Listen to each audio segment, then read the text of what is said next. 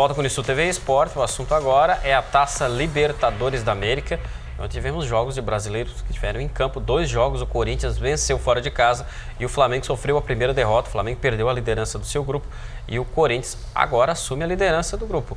Universidade do Chile 2, Flamengo 1 e o Cerro Porteño foi derrotado pelo Corinthians 1-0. O gol marcado pelo Ronaldo, que vivia um jejum de gols, voltou a marcar. Hoje tem às 9h30 São Paulo e Nacional. São Paulo, promessa de casa cheia, o São Paulo enfrentando o Nacional do Paraguai. O jogo deve ter estádio lotado hoje para apoiar o São Paulo. Arruma mais um título da Libertadores aqui, para a alegria do nosso Adeilson aqui, que é São Paulino aqui, e vai acompanhar o jogo de hoje. Derrotas do Flamengo, ontem vitória do Corinthians, análise do Matheus.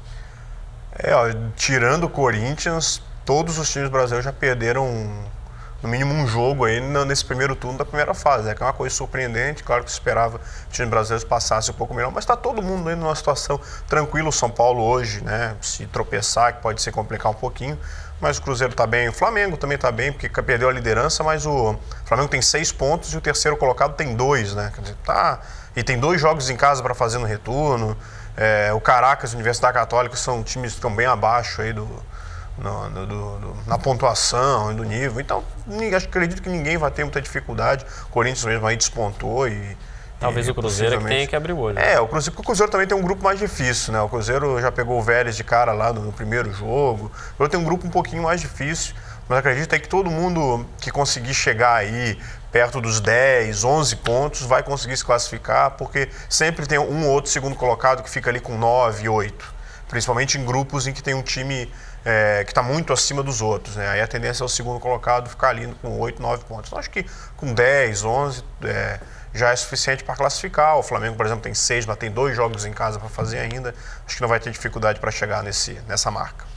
Nesse fim de semana inicia o Campeonato Catarinense Brasileiro de Tiro ao Prato.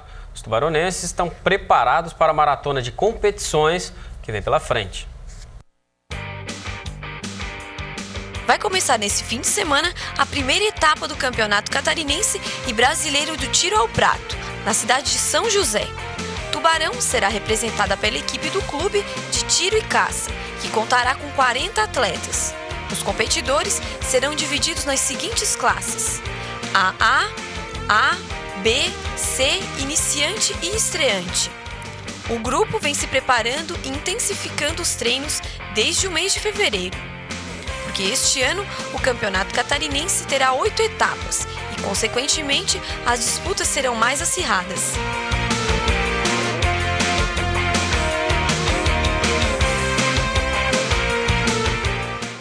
Pois bem, acabou as férias para o pessoal do Tiro ao Prato aí. Esse fim de semana o bichão vai pegar lá em São José. Começa mais uma temporada aí e aquela busca eterna aí para conseguir um bom resultado aí, superar São José, Criciúma, aquelas equipes mais fortes aí. Vamos os torcer. 3 que ficam sempre brigando ali. Vamos torcer para que a equipe do Tubarão consiga esse ano chegar na frente de todo mundo e conquistar o título estadual, que seria até histórico. Muito poucas modalidades de Tubarão conseguem disputar um título estadual, conseguem almejar serem campeões do estado. A verdade é essa, que tem uma carência muito grande nesse sentido. Então, se o pessoal do Tiro ao Prato conseguir, vai fazer um pouquinho de história aqui no esporte de Tubarão. E da região também, né?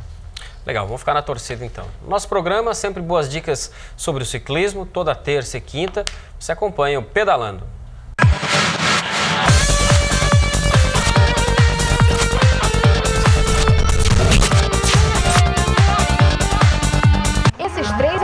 Resolveram sair da rotina e encarar uma grande aventura: percorrer 12 mil quilômetros do território brasileiro de bicicleta. Desde criança, eu quando tive um professor no colégio que deu a aula de geografia só em cima do livro do Júlio Verne, Volta ao Mundo em 80 Dias, né, eu fiquei com aquele negócio arquivado na minha cabeça. Falei, um dia eu preciso fazer a minha volta ao mundo em 80 dias. A expedição Conectando partiu em outubro do ano passado de Paraty, no Rio de Janeiro. Até agora já foram percorridos mais de 5 mil quilômetros entre pedaladas e remadas. Para encarar tantos desafios é necessário muito planejamento. O equipamento é muito importante, entendeu? Porque você tem que ter um equipamento de primeira qualidade, porque ele não pode falhar. Entendeu? Você tem que ter capa de chuva, você tem que ter bolsa de medicamento, né? Você tem que ter bolsa de medicamento primeiros socorros, né? Você tem que ter a roupa adequada, né? Porque você acaba tendo irritação na pele, porque são muitas horas em cima da bicicleta. Então, peça de reposição para a bicicleta, você tem que estar preparado para consertar a bicicleta. Se não tiver socorro, você tem que estar preparado para empurrar a bicicleta. Então, porque a nossa expedição, eu costumo dizer que ela é 100% na tração humana. Mesmo com tanta preparação, a viagem apresenta dificuldades. Muitas vezes são 150 km, 120 km. E a gente fica cerca de 8, 10 horas em cima da bicicleta. Sente muitas dores, muito desconforto, né? Isso é uma superação pra gente. Se completarem o trajeto, esta será a maior expedição sem carro de apoio já realizada no Brasil. Para cumprir essa tarefa, eles contam com a ajuda dos amigos que fazem no caminho. Uns pensam até que é promessa, sabe? E é muito legal isso. Pedalando. Apoio Cultural Gibacicle e site Pedalando pela Paz. Saiba tudo sobre o roteiro dos pedais na região.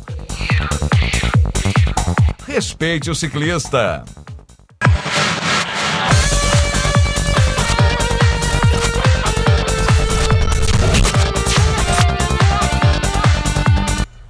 É legal esses passeios, as turmas curtem de verdade realmente essa integração, cicloturismo, enfim, belas paisagens.